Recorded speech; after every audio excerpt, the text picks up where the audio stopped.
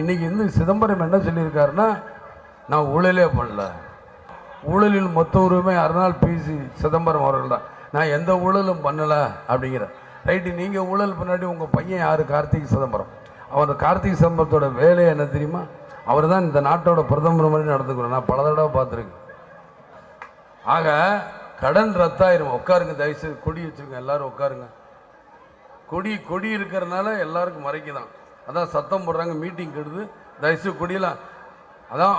அதே மாதிரி தான் என்னுடைய தொண்டர்களுக்கும் என்னுடைய கட்சி தொண்டர்களுக்கும் சரி, வந்திருக்க தொண்டர்கள் அனைவருக்கும் நன்றிகள் தான் வணக்கத்தை தெரிவித்துக் கொள்கிறேன். அதனால சொல்லுகிறேன், அதிமுக சொல்கிறாங்க ஒளிர மிளிர, தமிழ்நாடு நம்ம ஒளிரவான், இந்தியா ஒளிர தமிழ்நாடு மிளிரவன். மிளிரவே இல்லை, கரண்ட் கட் ஆகிடுது. இப்படிலாம் கரண்ட் கட்டுப்பட்டு தான் நம்ம கட்சிக்காரங்க ஜென்ரேட்டர் போட்டு தான் அவங்க கொக்கியில் மாட்டிடுவாங்க. அதிமுக கொக்கி போட்டு கரண்ட் எடுப்பாங்க, திருடுவாங்க.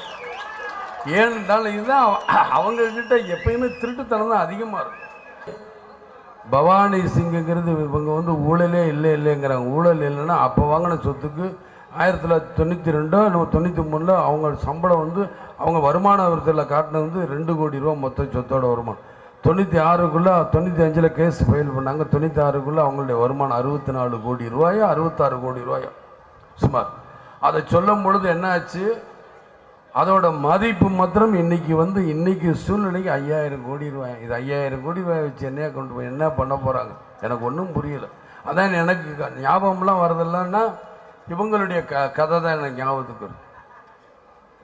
அலெக்சாண்டர் அந்த கதை என் படத்து கதை இல்லைங்க, உண்மையான கதை.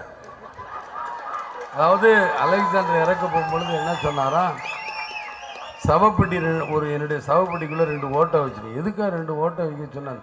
அதில் என் கையை மாத்திரம் வெளியே நீட்டுங்க. எதுக்காக கையை நீட்ட சொன்னார்னு தெரியலையா. அப்போ நான் கொஞ்ச நேரத்தில் நான் இறந்துருவேன். இல்லை சார், நீங்கள் எல்லாம் சரிதாங்க, ஆனால் சவப்பெட்டிக்குள்ளே எதுக்காக நீங்கள் கையை வச்சுட்டு எதுக்காக 2 கையை விடு? நான் எவ்வளோ படை ஒட்டாளங்க, எவ்வளோ நாடெல்லாம் ஜெயிச்சிருக்கேன், எவ்வளவோ என்னுடைய நகை வைரம் வைடூரியம் எல்லாத்தையும் கொண்டு வந்திருக்கேன். ஆனால் போகும்போது பாருங்கள் எதுவுமே இல்லை, வெறுங்கையோடு தான் போகிறேன். அதை மக்களுக்கு உணர்த்துறதுக்காக தான் நான் இப்படி போகணும்னு சொன்னேன், வேறு ஒன்றும் இல்லை. ஆனால் வெறும் 64 கோடி ரூபா இன்றைக்கி வச்சுருக்காங்களே சொத்து. இன்றைக்கி இவங்க எப்படி இன்றைக்கி வந்து 5000 கோடி ரூபா, அன்றைக்கி 64 கோடி ரூபாய்க்கு வாங்கினா இன்றைக்கி 5000 கோடி ரூபாய்க்கு